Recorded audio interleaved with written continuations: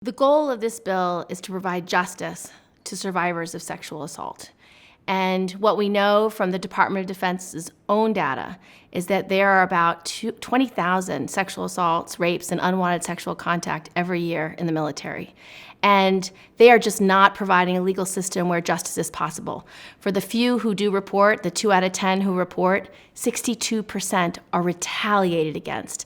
And what retaliation often looks like is men and women getting kicked out of the military because they are the ones who report. And so we have to build a criminal justice system that is worthy of the sacrifice that these men and women make every single day. This bill will take the decision-making about whether a crime has been committed or not out of the chain of command and give it to trained, seasoned military prosecutors. What happens now is the crime is investigated, but after the investigation is completed, the commander is the one who decides whether or not a crime's been committed and decides solely whether or not a case goes forward to trial. So we believe that his decision-making can be biased. He may well know the perpetrator or the accuser. He is not trained. He's not a lawyer. He's not a criminal justice lawyer. And so if we can give that decision to someone who is trained, someone who has no biases, someone who's not in the chain of command and has no reason to favor the perpetrator or the survivor and just makes the decision based on the evidence. So we want that decision to be made by a trained military prosecutor. It is something that is not working, and when you talk to survivors, they say justice is not possible. We also have a huge problem that a lot of survivors don't report these crimes, and the number one reason they say is they don't think anything will be done. We've heard examples of just plain old bullying and retaliation, saying you need to threaten her. We have a case where emails between service members, you need to threaten her and make sure she withdraws that case against you. So evidence, we've seen it in the files, evidence of sheer retaliation, of threatening survivors to give up their case, of ruining their careers, of giving their careers no hope. And sometimes we've seen in case files that they're brought up on related charges. Well, if you file this case, we're going to prosecute you for adultery because the service member who raped you is married. Or if you bring this case, we're going to prosecute you for drinking or sex in the barracks or any other related offense.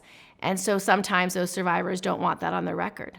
And so we believe that if you give this one decision to trained military prosecutors, 2 things will happen. You'll have better justice being served for those who do report, and the number of survivors who will now report under a new, transparent, accountable, and unbiased system will increase. And in fact, that's what survivors have told us. Over and over and over again, survivors have said we would be more inclined to report if the decision was being made outside the chain of command. Our allies have all done this: Israel, the UK, Australia, Canada, Germany, Netherlands, and they came and testified before a panel in Washington, and they testified that when they did this, they saw no reduction in good order and discipline, no reduction in the ability to train or control and manage troops. And some said it was barely noticeable. And so honestly, this is something that has been done, and it has had no negative impact on the commander's ability to command. And that's been the number one argument that the Department of Defense have tried to use against this, that would undermine command's ability to instill good order and discipline and for commanders to do their jobs. The leadership of both the Senate Democrats and Republicans support this bill. Senator Mitch McConnell, the leader, along with Harry Reid, who's the Democratic leader. And so we have a bipartisan bill that is widely bipartisan, and we believe that this is the kind of reform that's necessary to bring justice for survivors of sexual assault. Who doesn't support this bill?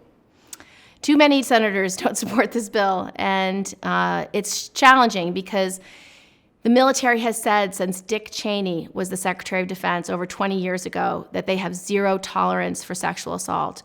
But we are facing the same kind of numbers we've been facing the last 5 years, and justice isn't being done. And so the commanders continue to insist they're the only ones who can handle this.